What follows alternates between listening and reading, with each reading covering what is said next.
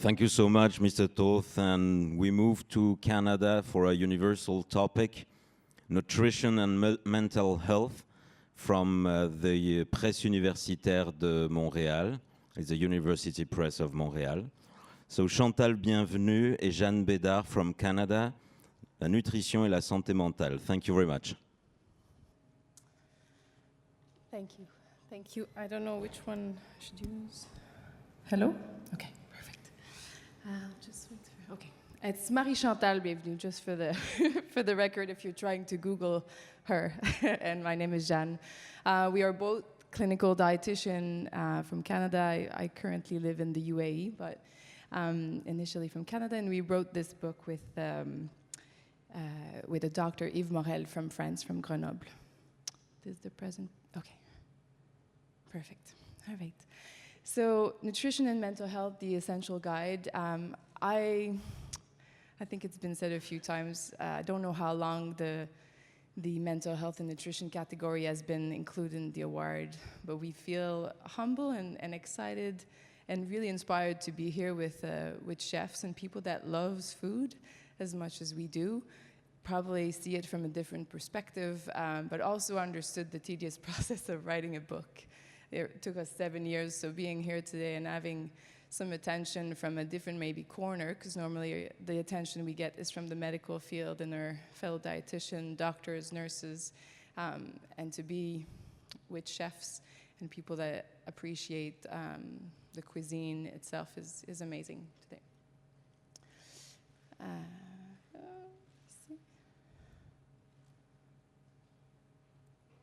Okay, so I'll take you through a quick 3-course meal. First, I want to talk to you a little bit about nutrition misconception, about nutrition and mental health, and then I'll tell you about how we try to fill that gap with our book. And I'll leave you with 3 powerful action. Our book is in French, is published by the University Press of Montreal that have limited interest to translate it to other languages. I thought the conversation about translation of books was very interesting. We wish it could be translated to different languages, but for now it's in French. So I'll leave you with 3 powerful action that we think could make a difference to move forward in the sphere of mental health and nutrition.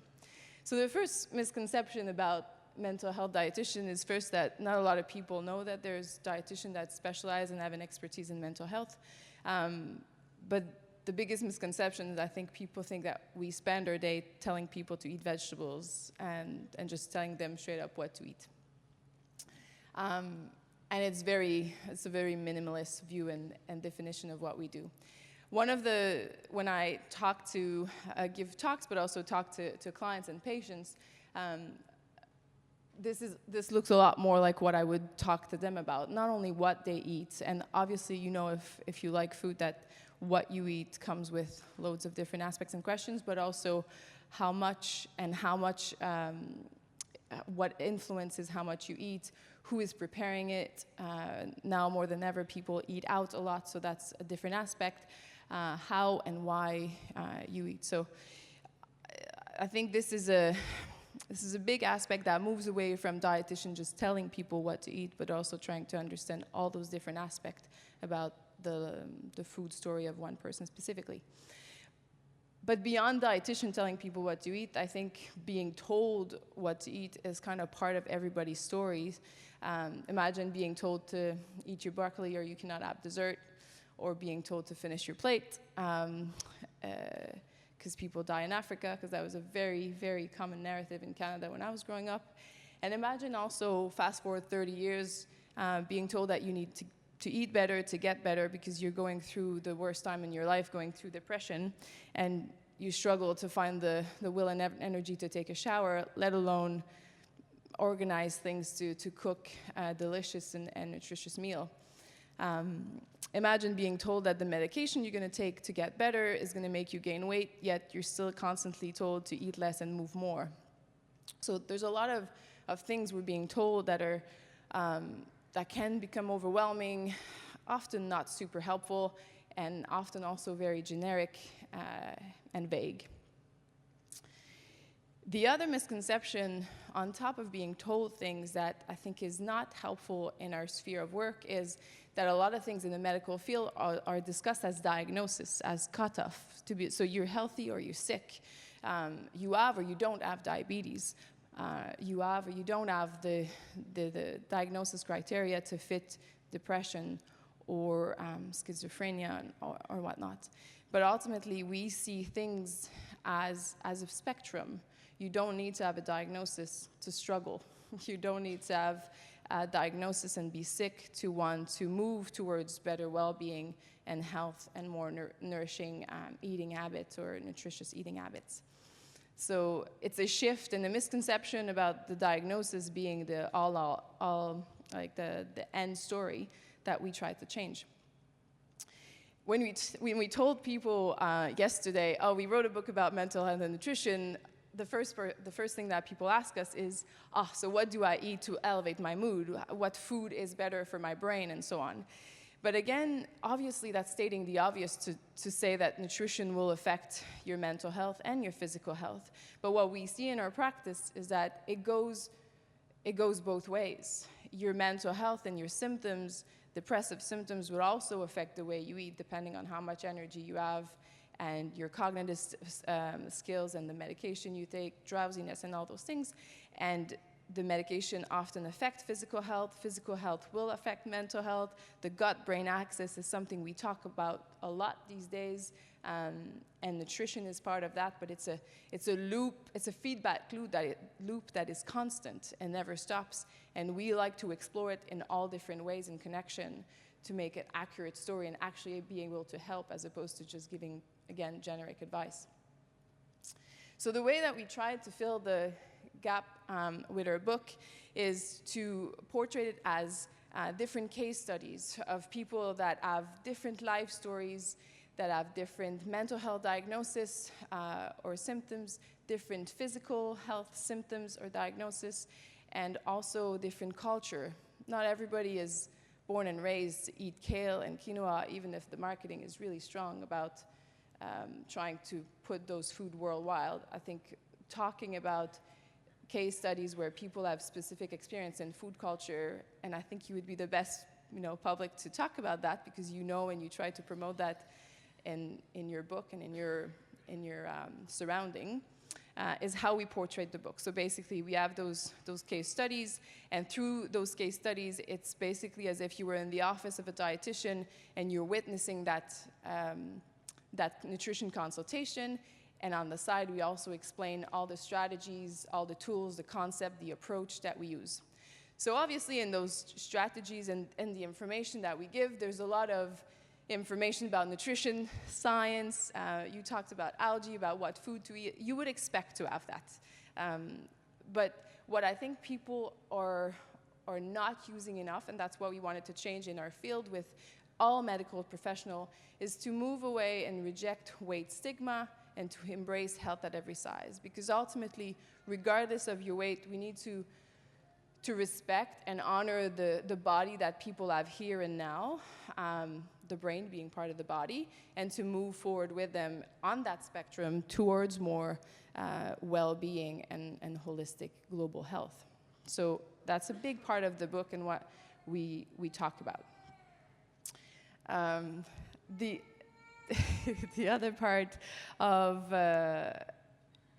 I think a unique feature that we try to include more and more into mental health and nutrition is asking powerful questions rather than just giving recommendation. Part of that is that's part of motivational interviewing.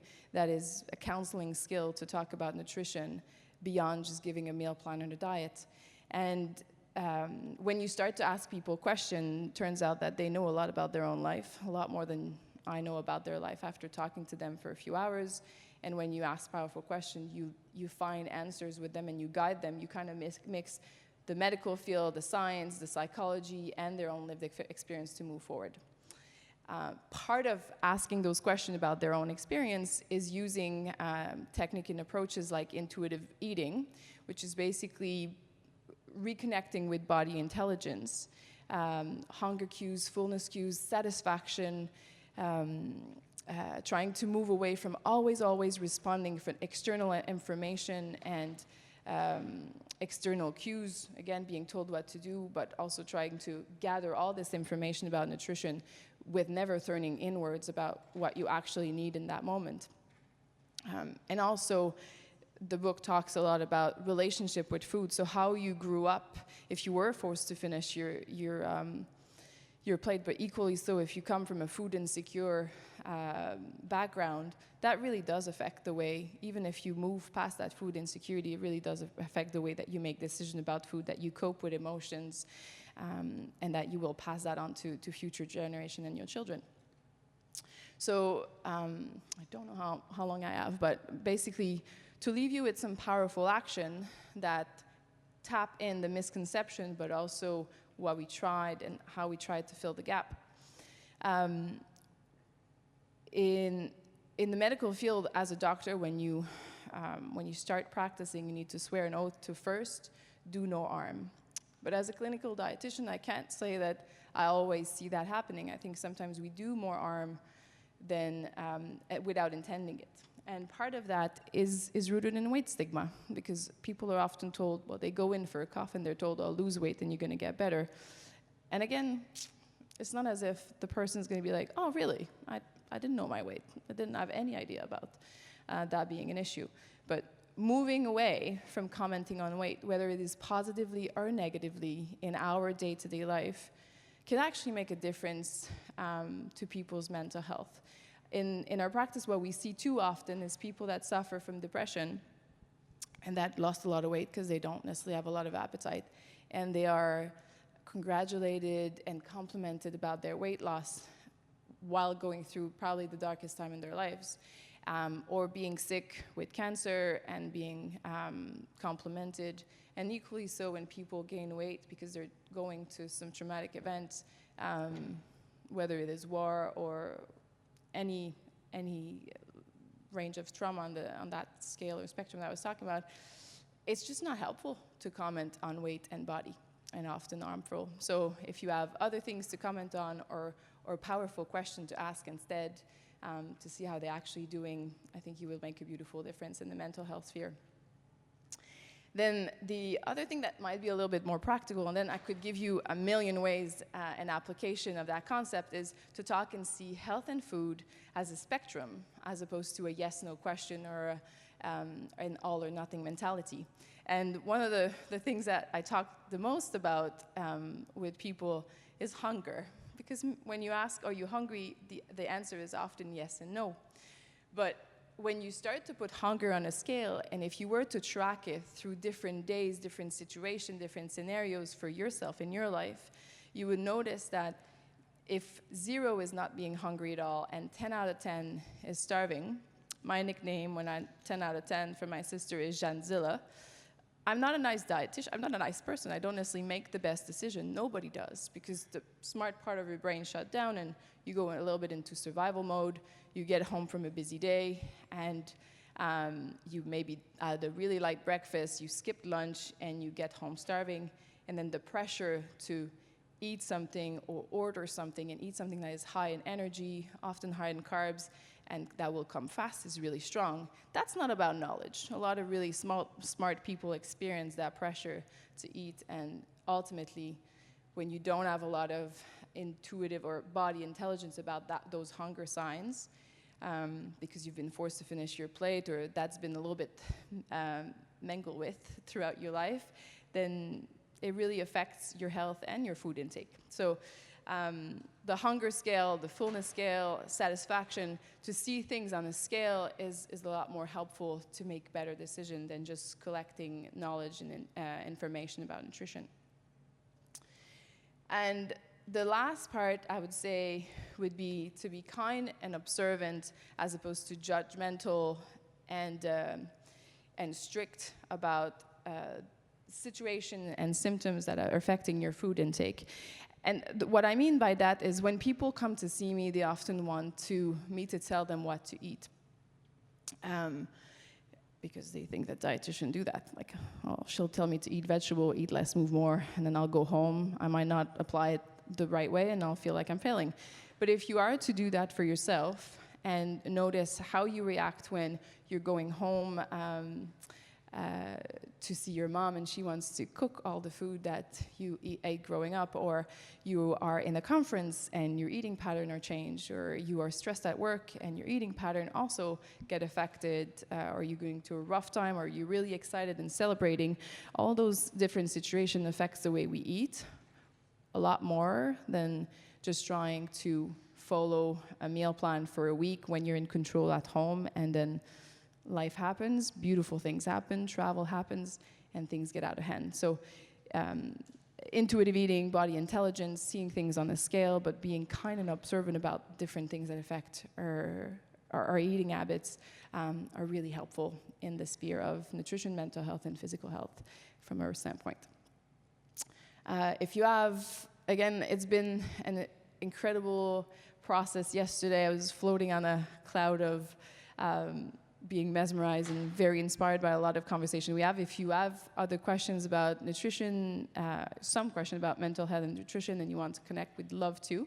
Chantal and I will be around, and this QR code would lead you to our book if you happen to speak French and have an interest. Thank you.